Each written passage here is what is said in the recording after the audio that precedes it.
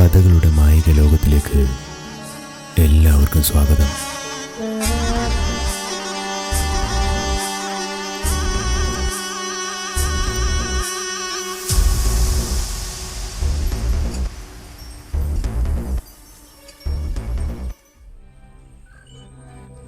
യാത്രക്കായി car എടുക്കേണ്ടതില്ലെന്ന് അവർ നേരത്തെ തീരുമാനിച്ചതായിരുന്നു. മൂവരും ജംഗ്ഷനിൽ നിന്നും ഓട്ടോ പിടിച്ച് ബസ് സ്റ്റാൻഡിലേക്ക് പുറപ്പെട്ടു. ബസ് സ്റ്റാൻഡിലെത്തിയ ശേഷം സൂരജ് പരിസരം വീക്ഷിച്ചു. അപരിചിതരായ പലരും തങ്ങളെ ശ്രദ്ധിക്കുന്നതായി സൂരജിന് തോന്നി. നമ്മുടെ പിറകിൽ ആരൊക്കെയോ ഉണ്ട്, മാധവന്റെ ആൾക്കാരാണെന്ന് തോന്നുന്നു, സൂരജ് പറഞ്ഞു. മായൻ അറിയാമെന്ന് തല കുലുക്കി. ഇപ്പോ നമ്മൾ 3 പേരല്ലുള്ളൂ, ഇവന്മാരെതിരിടാൻ നമുക്ക് പറ്റില്ല. എനിക്കറിയാവുന്ന പയ്യന്മാരുണ്ട്, ഒന്ന് വിളിച്ചാൽ മതി, അവന്മാര് പറന്നെത്തും, സൂരജ് പറഞ്ഞു. അത് വേണ്ട സൂരജ്, അത് ചിലപ്പോ നമ്മുടെ ലക്ഷ്യത്തിന് തടസ്സങ്ങളുണ്ടാക്കും. ആള് കൂടിയ പാമ്പ് ചാവില്ലെന്ന് കേട്ടിട്ടില്ലേ?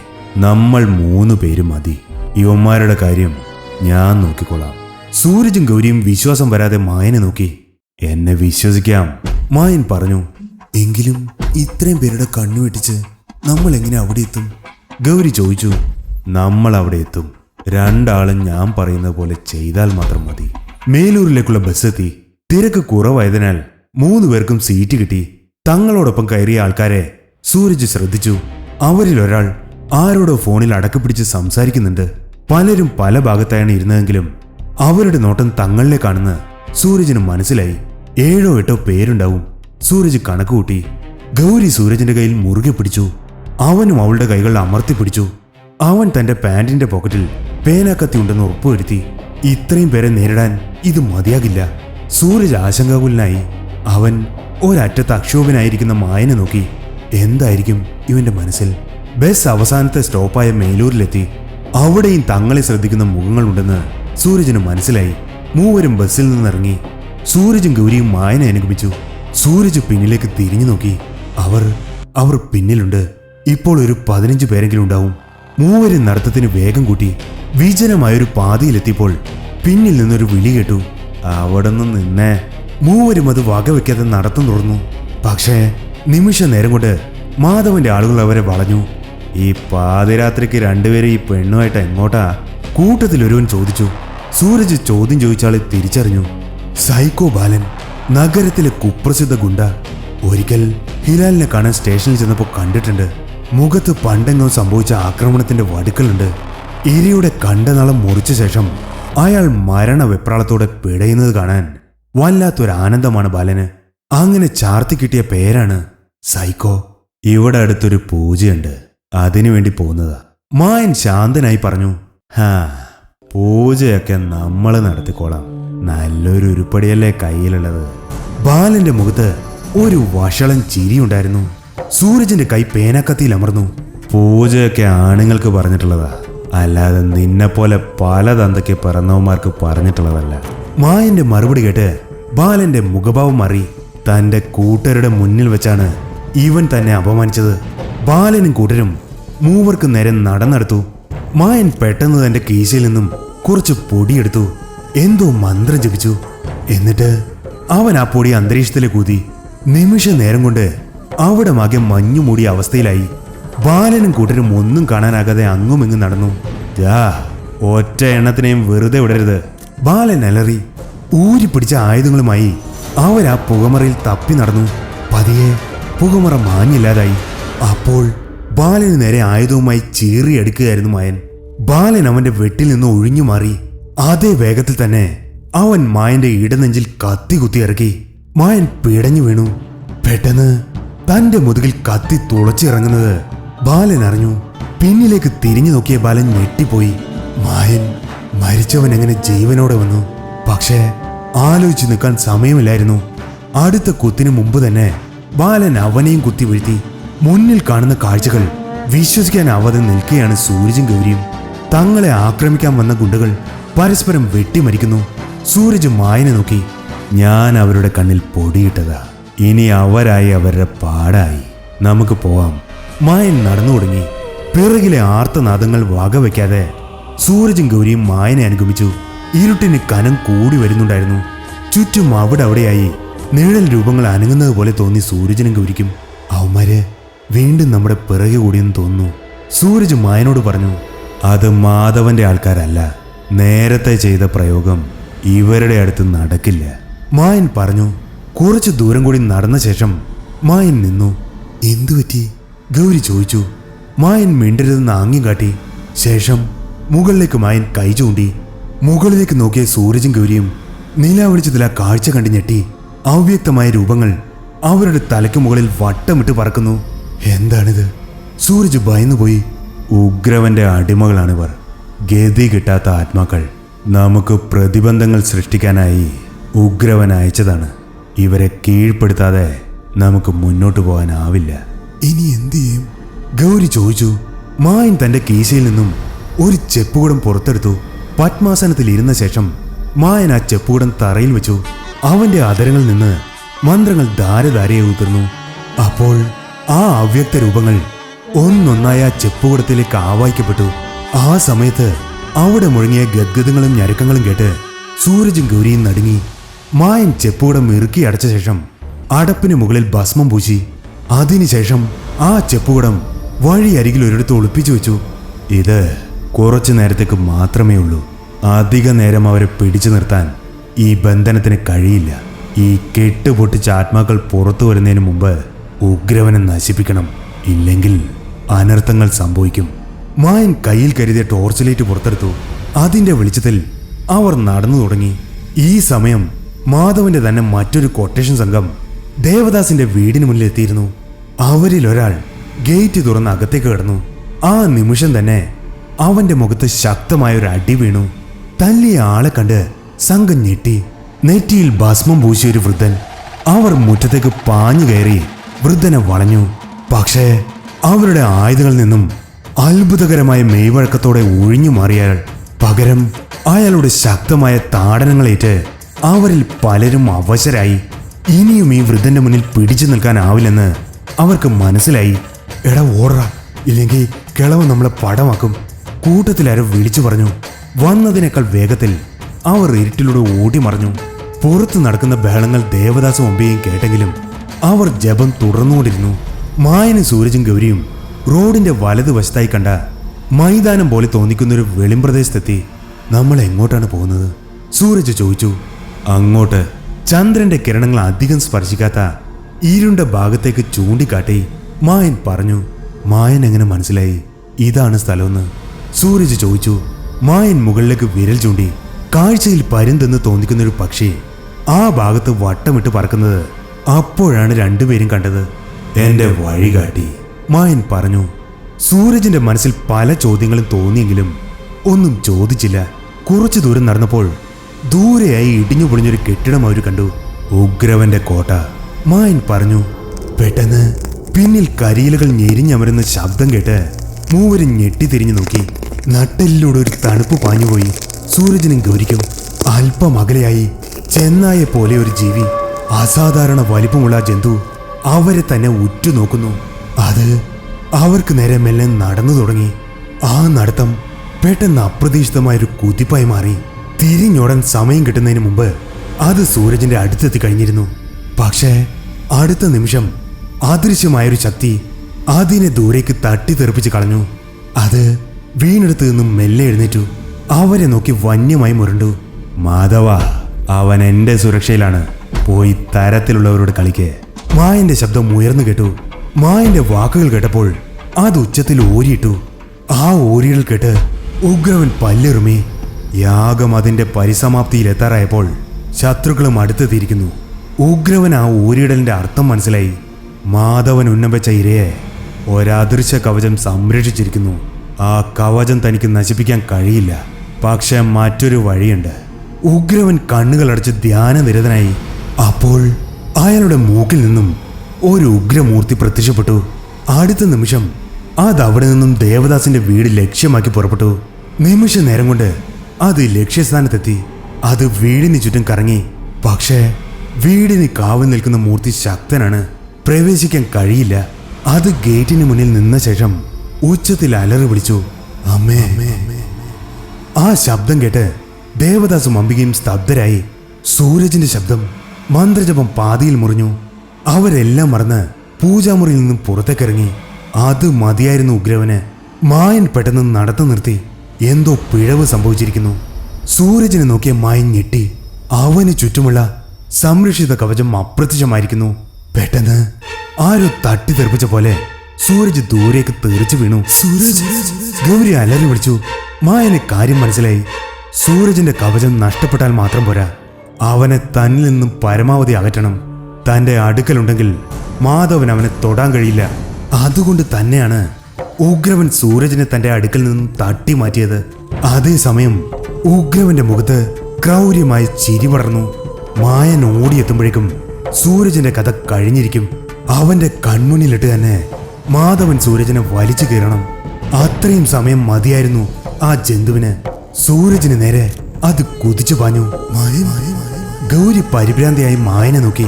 പക്ഷേ മായൻ നിസ്സഹായനായിരുന്നു. എങ്കിലും അവൻ സൂരജിന്റെ അടുത്തേക്ക് കുതിച്ചു. പിന്നാലെ ഗൗരിയും. വീണെടുത്തു നിന്നും സൂരജ് എഴുന്നേറ്റ് നോക്കിയപ്പോൾ കണ്ടത് ആ വികൃത ജന്തു അവന് നേരെ കുതിച്ചു പാഞ്ഞു വരുന്നതാണ്. ഓടാൻ ശ്രമിച്ചാലും അതിന്റെ കയ്യിൽ നിന്നും രക്ഷപ്പെടാൻ കഴിയില്ല. അത്രയും വേഗതയിലാണ് അത് വരുന്നത്. ഓടി രക്ഷപ്പെടാൻ മായൻ വിളിച്ചു പറയുന്നുണ്ട്. പക്ഷേ അതിന് കഴിയില്ലെന്ന് സൂരജിന് മനസ്സിലായി. മരണം തനിക്ക് നേരെ പാഞ്ഞു വരുന്നത് നിസ്സഹായനായി സൂരജ് നോക്കി നിന്നു. ദേവദാസും അംബികയും മുൻവശത്തെ വാതിൽ തുറക്കാനായി ഓടി. പെട്ടെന്ന് ദേവദാസ് അംബികയെ തടഞ്ഞു. എന്ത് പ്രലോഭനം ഉണ്ടായാലും മന്ത്രം ഒരുവിടുന്ന് നിർത്തരുതെന്നാണ് മായൻ പറഞ്ഞത്. എന്തോ അപകടമാണെന്ന് എന്റെ മനസ്സ് പറയുന്നു. അംബികയുടെ കണ്ണുകൾ ഭയം കൊണ്ട് വിടർന്നു. രണ്ടുപേരും തിരികെ പൂജാമുറിയിലേക്ക് ഓടി. ഉഗ്രവന്റെ വേട്ടപ്പട്ടി തന്നെ കടിച്ചു കയറാൻ ഇനി നിമിഷങ്ങൾ മാത്രം. പെട്ടെന്ന് മായൻ വീട്ടിൽ വെച്ച് പറഞ്ഞ കാര്യം സൂരജിന് ഓർമ്മ വന്നു. ഈശ്വരനിൽ അചഞ്ചലമായ ഭക്തിയും വിശ്വാസവും വേണം. എങ്കിൽ മാത്രമേ ഈ ചരടുകൾ കൊണ്ട് പ്രയോജനമുള്ളൂ. വളരെ വർഷങ്ങൾക്ക് ശേഷം അവൻ കണ്ണുകൾ അടച്ച് പ്രാർത്ഥിച്ചു. അവന്റെ മനസ്സിൽ തെളിഞ്ഞത് പണ്ട് കുഞ്ഞുനാളിൽ അച്ഛനും അമ്മയ്ക്കുമൊപ്പം വടക്കുന്നാഥ ക്ഷേത്രത്തിൽ ദർശനത്തിന് പോയതായിരുന്നു. തൊഴുതു മടങ്ങുമ്പോൾ അച്ഛൻ ശിവഭഗവാന്റെ മഹാത്മ്യങ്ങൾ വിവരിച്ചത് അവൻ ഓർത്തു. കുറെ കാലം ശിവനായിരുന്നു തന്റെ ഹീറോ. പിന്നീട് എപ്പോഴോ എല്ലാം യുക്തിയുടെ കണ്ണുകളിലൂടെ നോക്കിക്കാണാൻ തുടങ്ങി. എന്നാൽ ഇപ്പോൾ ഈ നിമിഷം സൂരജ് തന്റെ മനസ്സും ശരീരവും ശിവഭഗവാനിൽ അർപ്പിച്ചിരിക്കുന്നു. ആ ദുഷ്ടമൃഗം സൂരജിനെ ലക്ഷ്യമാക്കി കുതിച്ചുയർന്നു. അപ്പോൾ വടക്കുനാഥന്റെ സന്നിധിയിൽ നിന്നുകൊണ്ട് തൊഴു കൈകളോടെ കുഞ്ഞു സൂരജ് അച്ഛൻ പറഞ്ഞു കൊടുത്ത ആ മന്ത്രം ഉരുവിട്ടു. ഓം നമഃ ശിവായ. സൂരജിന്റെ അധരങ്ങളിൽ നിന്നും ആ മന്ത്രമുതിർന്ന നിമിഷം അവന്റെ പുരികങ്ങളുടെ മധ്യത്തിൽ നിന്നും ഉഗ്ര തേജസ്സോടു കൂടിയ ത്രിശൂലം ആ ദുർമൂർത്തിയെ ലക്ഷ്യമാക്കി പാഞ്ഞു. അന്തരീക്ഷത്തിൽ വെച്ച് തന്നെ ത്രിശൂലം അതിന്റെ ഇടനെഞ്ചിൽ തുളച്ചിറങ്ങി. കൊള്ളിവായി പിശാചെന്ന ദുർമൂർത്തി മാധവൻ തമ്പിയിൽ നിന്നും വേർപെട്ടു. മാധവൻ തമ്പി സൂരജിന്റെ കാൽക്കൽ വന്നു വീണു. ഉഗ്രമായ വെളിച്ചത്താൽ മായന്റെയും ഗൗരിയുടെയും കണ്ണഞ്ചിപ്പോയി. പെട്ടെന്ന് തന്നെ സമനില വീണ്ടെടുത്ത മായൻ അന്തിച്ചു നിന്നു. മായനും ഗൗരിയും സൂരജിന്റെ അടുക്കലേക്ക് ഓടിയെത്തി. അപ്പോഴും സൂരജ് തൊഴുകയോടെ നിൽക്കുകയായിരുന്നു. അവന്റെ മുഖം ശാന്തമായിരുന്നു. മായൻ സൂരജിന്റെ തോളിൽ മെല്ലെ തൊട്ടു. അവൻ കണ്ണു തുറന്നു. ഇത് പ്രതീക്ഷിച്ചിരുന്നില്ല, അതും തന്നെപ്പോലെ ഒരാളിൽ നിന്നും.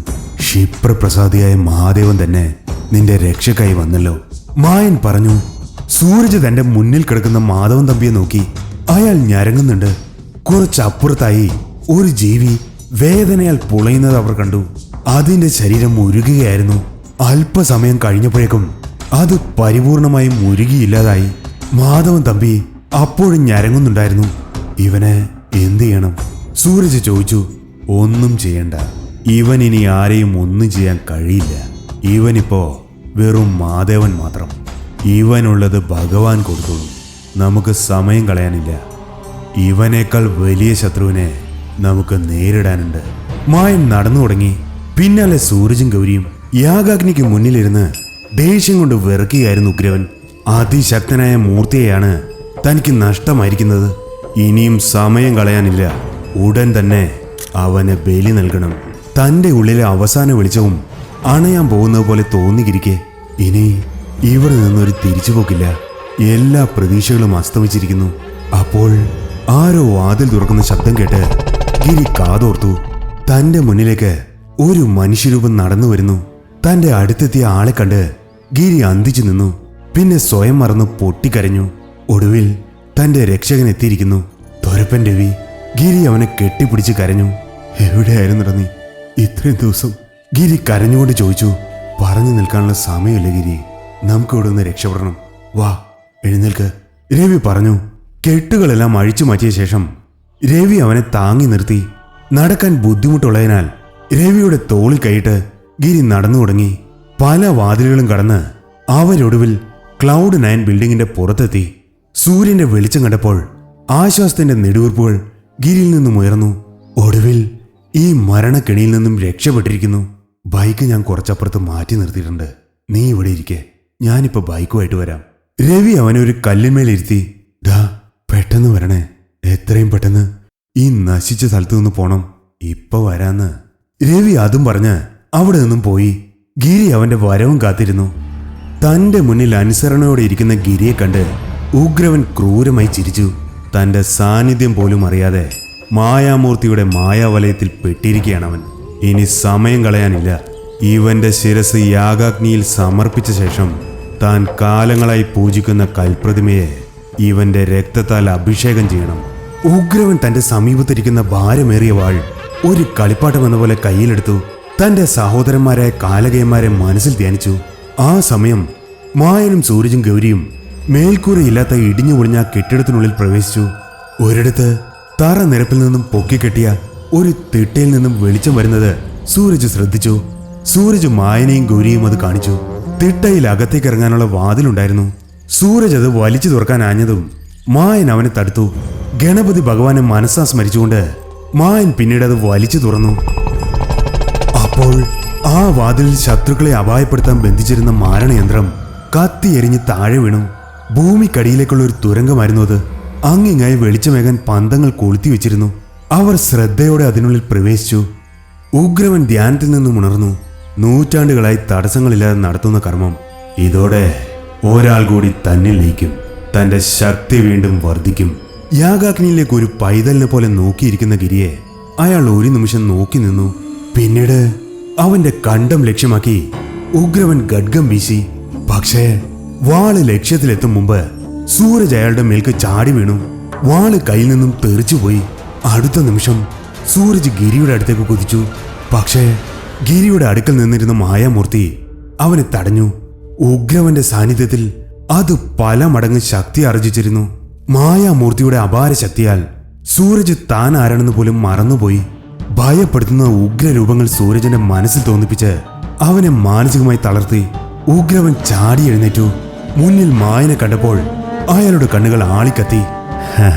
നിന്നെയും കാത്തിരിക്കുകയായിരുന്നു ഞാൻ. എനിക്ക് വേണമെങ്കിൽ ഇപ്പോ നിന്റെ തലയെടുക്കാം, പക്ഷെ സമയമായിട്ടില്ല. ആദ്യം ഇവന്റെ. ഉഗ്രവൻ ഗിരിയുടെ നേരെ കൈ ചൂണ്ടി. പിന്നെ നിന്റെയും നിന്റെ കൂടെ വന്നവന്റെയും ജീവൻ ഞാൻ എടുക്കും. അനുഭവിപ്പിക്കും ഞാൻ നിന്നെ. എന്തോ പറയാനഞ്ഞ മായം ഞെട്ടി. അവന്റെ നാവ് സ്തംഭിച്ചിരിക്കുന്നു. മന്ത്രങ്ങളൊന്നും ഓർക്കാൻ കഴിയുന്നില്ല. ഉഗ്രവൻ പൊട്ടിച്ചിരിച്ചു. നീ എന്ത് കരുതി? ഉഗ്രവനെ കീഴടക്കാൻ ദേവകൾ പോലും വിയർത്തിട്ടുണ്ട്. പിന്നെയല്ല നീ. ഞാൻ കാലകേയനാണ്. എന്നെ കീഴടക്കാൻ മനുഷ്യജന്മങ്ങൾക്ക് സാധ്യമല്ല. ഉഗ്രവൻ വാള് കയ്യിലെടുത്ത ശേഷം ഗിരിയുടെ അടുത്തേക്ക് നടന്നെടുത്തു. വഴിയിൽ തടസ്സമായി അബോധാവസ്ഥയിൽ കിടന്നിരുന്ന സൂരജനെ ഉഗ്രവൻ കാലുകൊണ്ട് തട്ടിമാറ്റി. പക്ഷേ യാഗാഗ്നിയുടെ അടുത്തേക്ക് ഒരു സ്ത്രീരൂപം നടന്നു വരുന്നത് ഉഗ്രവൻ ശ്രദ്ധിച്ചില്ല.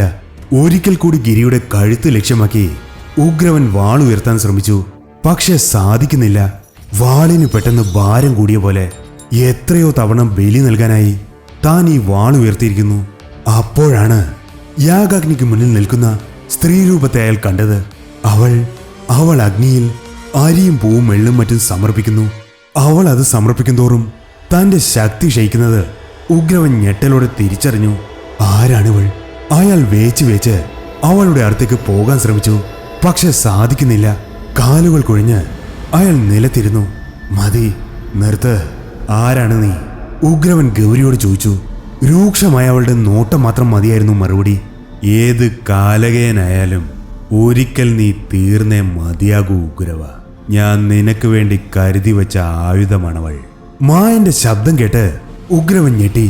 അവൻ തന്റെ ബന്ധനത്തിൽ നിന്നും മുക്തനായിരിക്കുന്നു. ഇതെങ്ങനെ സംഭവിച്ചു?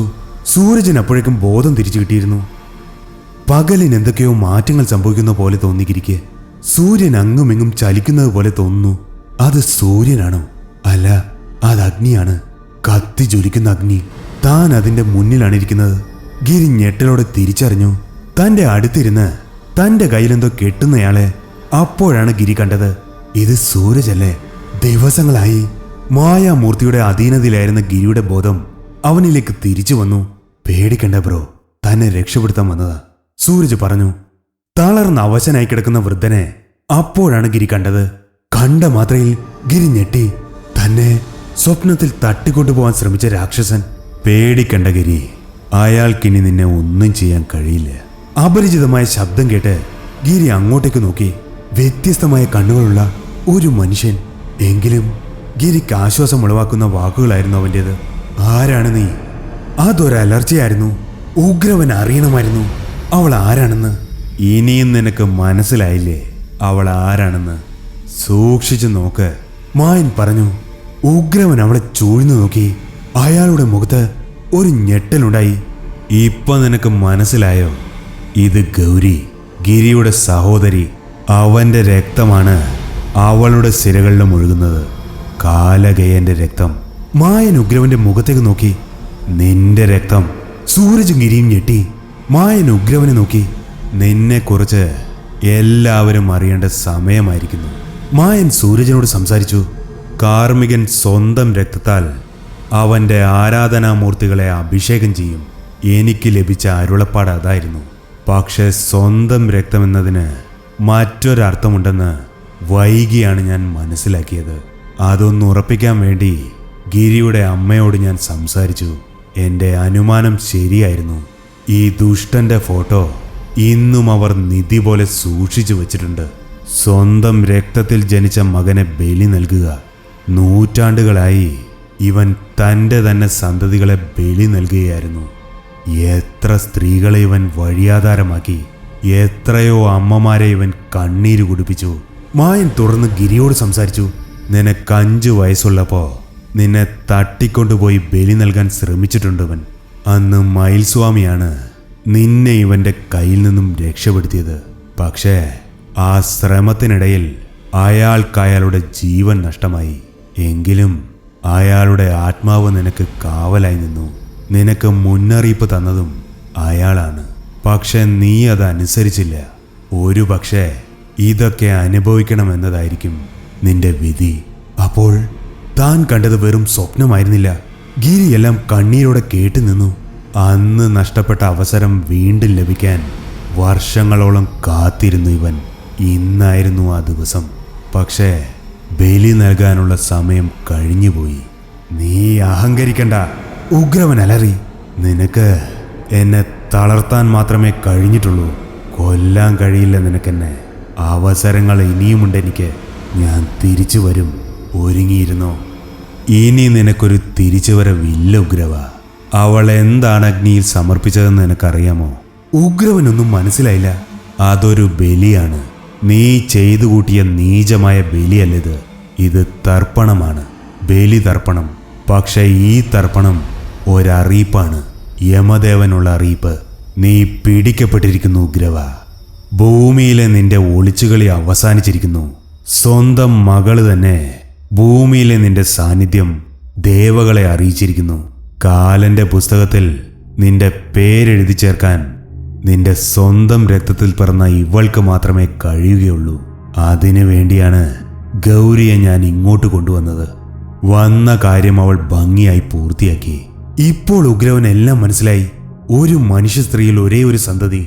അത് അയാൾ കാലങ്ങളോളം തെറ്റാതെ പാലിച്ചിരുന്നു. ജാനകിയെ കണ്ട നിമിഷം വരെ ഗിരി തന്റെ തീരുമാനമായിരുന്നു. പക്ഷേ ഗൗരി അതൊരബദ്ധമായിരുന്നു. ഒരു ചെറിയ പിഴവ്.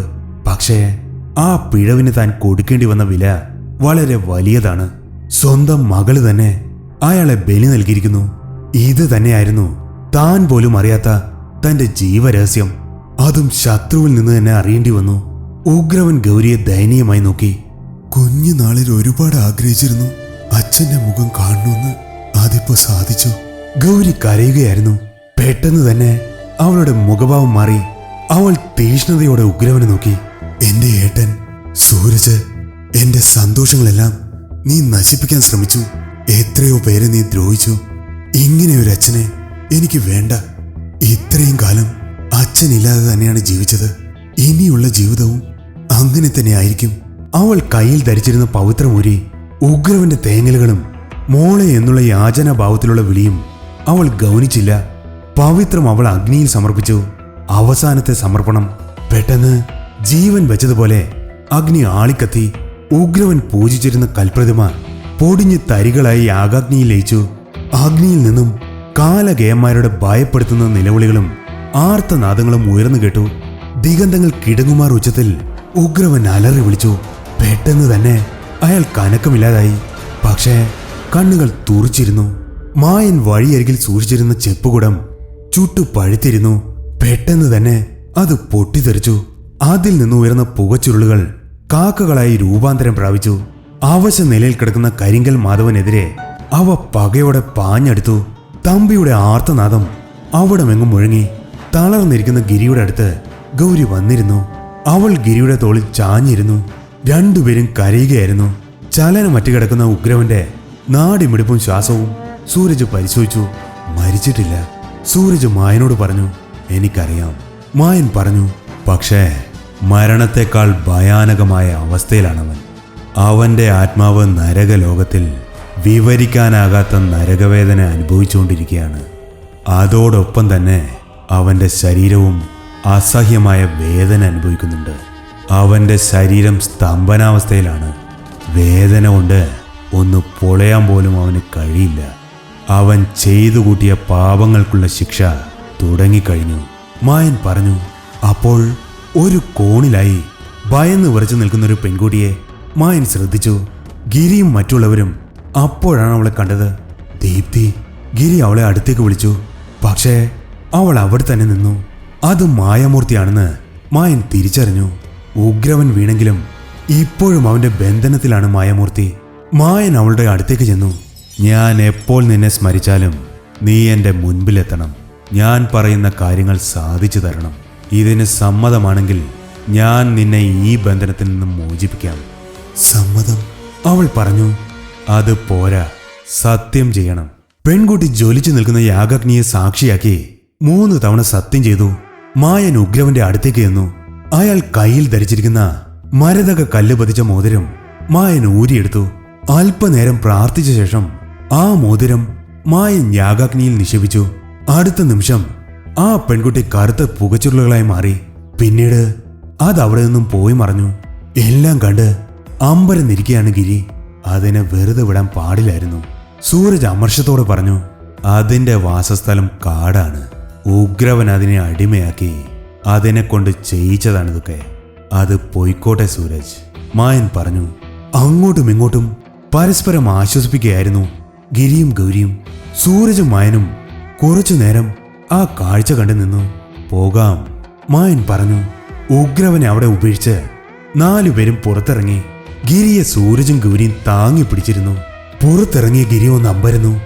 ഇവിടെ ഒരു ബിൽഡിംഗ് ഉണ്ടായിരുന്നല്ലോ, അതെവിടെ?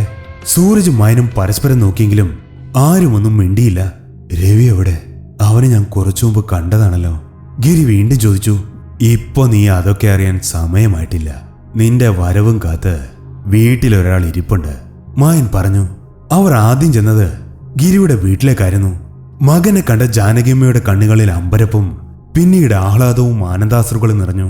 വൈകാരികമായ കുടുംബ സമാഗമം കണ്ട് സൂരജിന്റെയും കണ്ണു നിറഞ്ഞു. ഇനി ഞങ്ങൾ ഇറങ്ങട്ടെ. ഇതിനെ ജീവനോടെ വീട്ടിലെത്തിക്കാമെന്ന് ഞാൻ വാക്കു കൊടുത്തിട്ടുണ്ടായിരുന്നു. സൂരജിനെ നോക്കി മായൻ ചിരിച്ചുകൊണ്ട് പറഞ്ഞു. 3 പേരോടും യാത്ര പറഞ്ഞ് മായനും സൂരജും ദേവദാസിന്റെ വീട്ടിലേക്ക് തിരിച്ചു. സൂരജും മായനും പൂജാമുറി തുറന്നപ്പോൾ കണ്ടത് അങ്കലാപ്പോടെ ഇരിക്കുന്ന ദേവദാസിനെയും അംബികയുമാണ്. സൂരജിന്റെ മുഖത്തെ തെളിഞ്ഞ പുഞ്ചിരി അവരുടെ എല്ലാ ആശങ്കകളും മാറ്റി. മായൻ പുറത്തേക്ക് നോക്കി. നല്ലൊരു ദിനത്തിന്റെ വരവറിയിച്ചുകൊണ്ട് സൂര്യൻ ഉദിച്ചുയരുകയാണ്. കേരള രാഷ്ട്രീയത്തിലെ അധികാരനായ മാധവൻ തമ്പിയുടെ തിരോധാനവുമായി ബന്ധപ്പെട്ട പോലീസിന്റെ അന്വേഷണങ്ങൾ അവരെ കൊണ്ടുചെന്നെത്തിച്ചത് മേലൂരിൽ നിന്നും ഏതാനും കിലോമീറ്ററുകൾ അകലെയുള്ള വിജനമായ പ്രദേശത്തേക്കായിരുന്നു. അഴുകി തീരാറായതും കാക്കകളും മറ്റ് ജീവികളും ഭക്ഷിച്ചതുമായ തമ്പിയുടെ മൃതദേഹം അവർ കണ്ടെത്തി. ഡോഗ് സ്ക്വാഡിലെ നായകൾ ഒരു മനുഷ്യന്റെ അസ്ഥികൂടം കണ്ടെത്തിയപ്പോൾ അവിടമാകെ പരിശോധിക്കാൻ പോലീസ് തീരുമാനിച്ചു. ആ മൈതാനമാകെ ഉഴുതുമറിച്ചപ്പോഴാണ് തങ്ങൾ നിൽക്കുന്നത് ഒരു വലിയ ശവപ്പറമ്പിന് മുകളിലാണെന്ന് അവർ മനസ്സിലാക്കിയത്.